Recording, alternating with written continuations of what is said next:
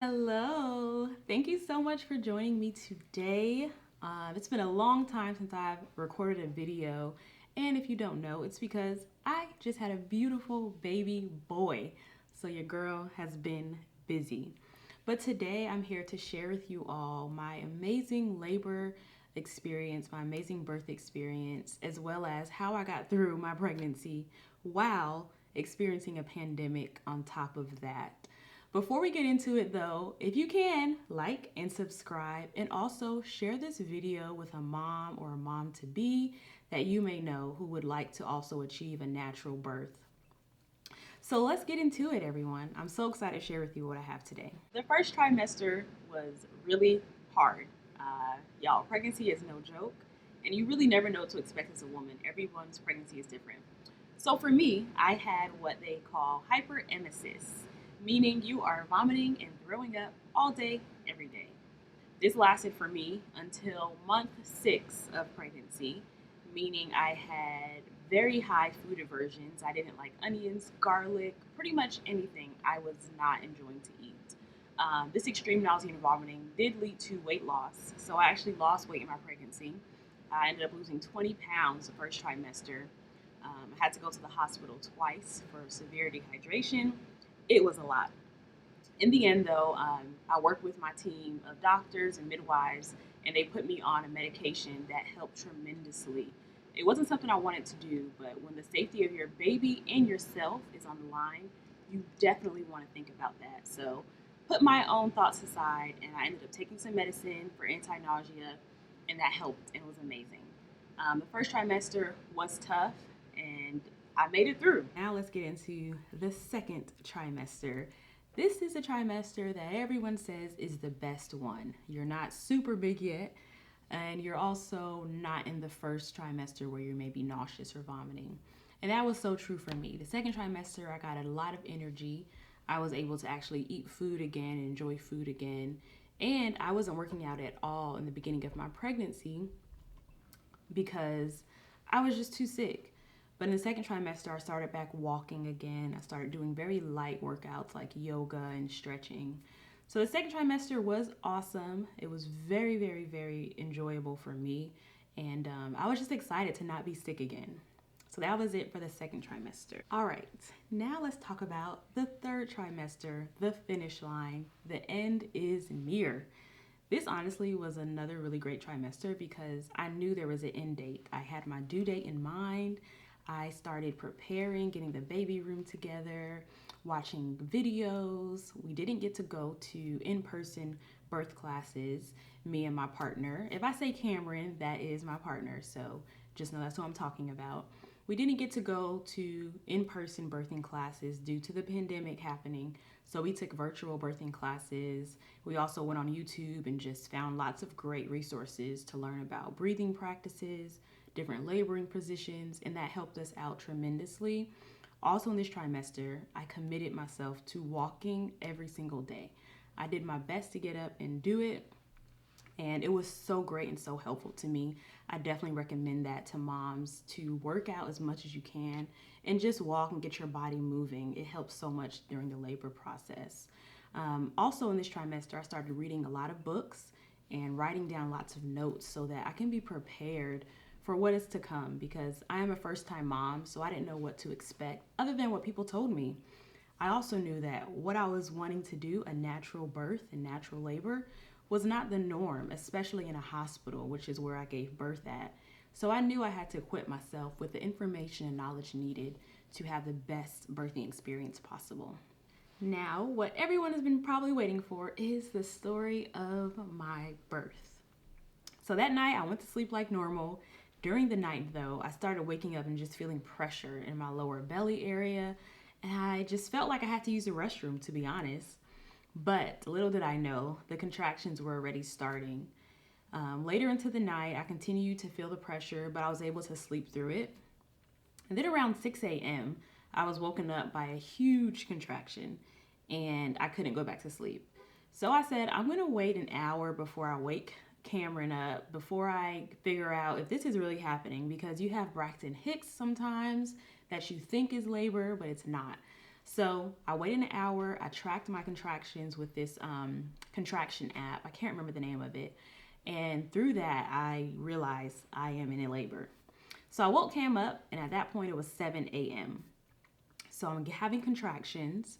And with a natural birth, your midwife or your doctor will tell you if you want to have an unmedicated birth, you should stay home in the beginning parts of your labor because there's no rush to go to the hospital. You're not getting medication. And if nothing's wrong, stay at home in the comfort of your bed, the comfort of your house. You can walk around freely.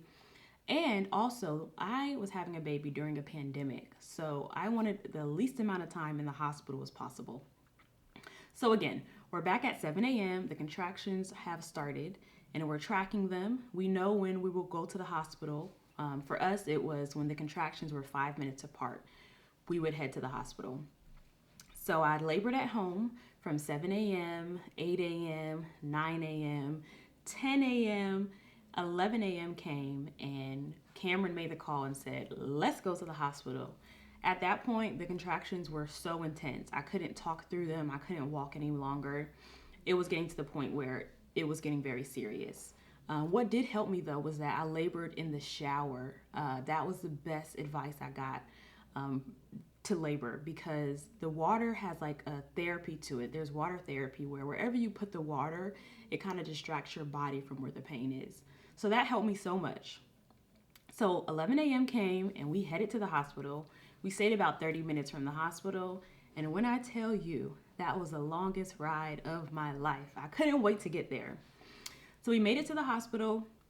Again, it's during COVID, so we're in mask and we're very cautious just of everything. But this hospital was really great, which is why I chose it. They have a completely separate section for maternity. So you don't even have to go through the emergency room or anything like that. So that worked out really great for us. We make it to the hospital at around 11:30 a.m.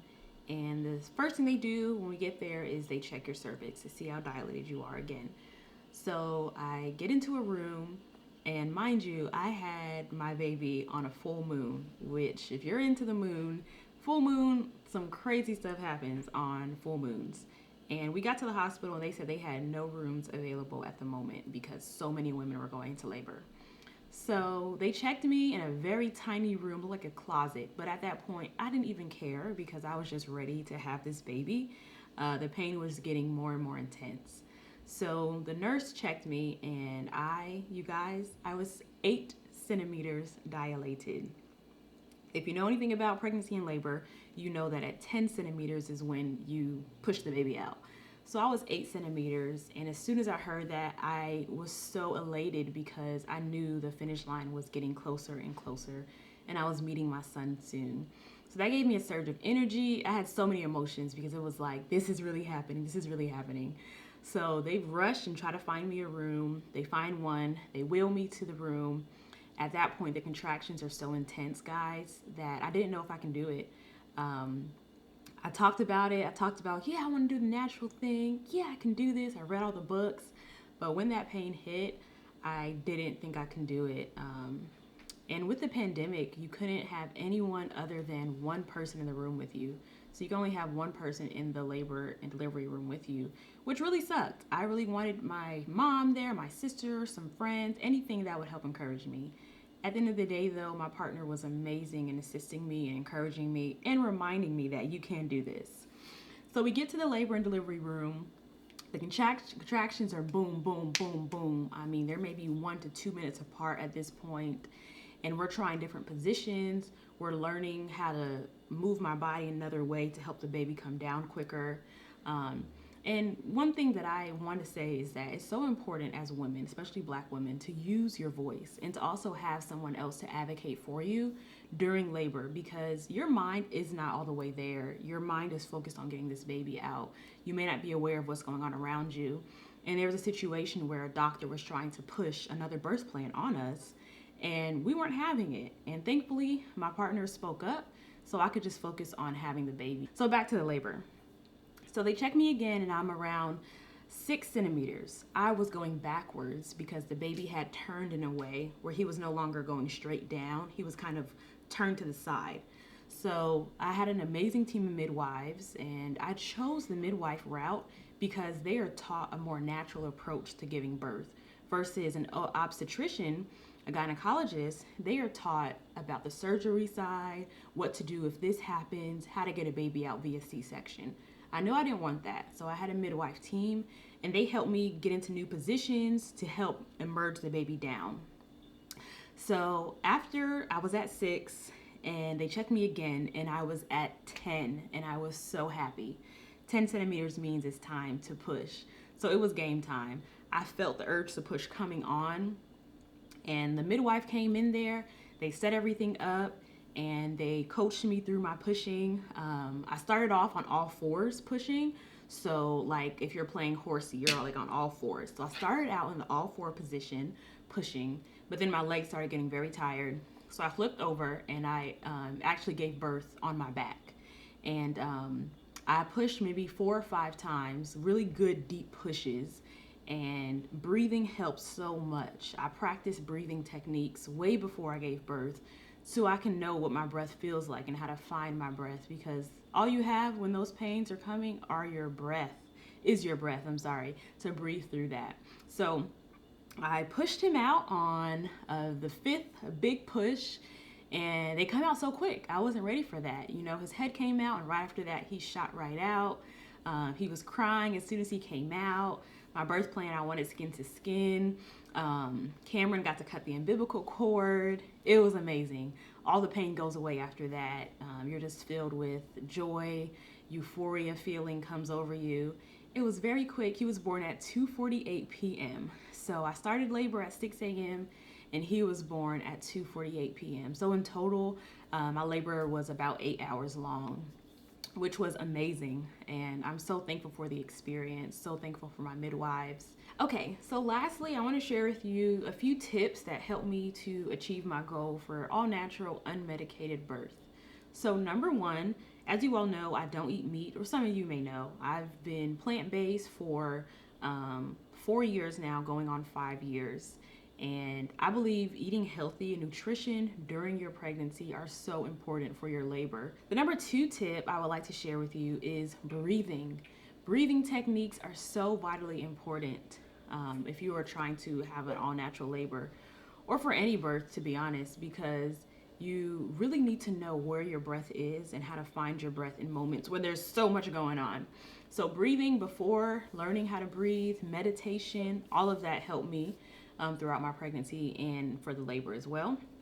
Another tip I want to share with you is keeping your body active. I wasn't able to do any heavy lifting. I was very, very weak in the beginning of my pregnancy, so I could not really do any heavy lifting. But what I did do, I was walked. The days I felt good, I walked, and throughout the end of the pregnancy, I walked every single day. That helped out as well. And the last tip I want to share with you is affirmations. I'm going to share any affirmations with anyone who would like them.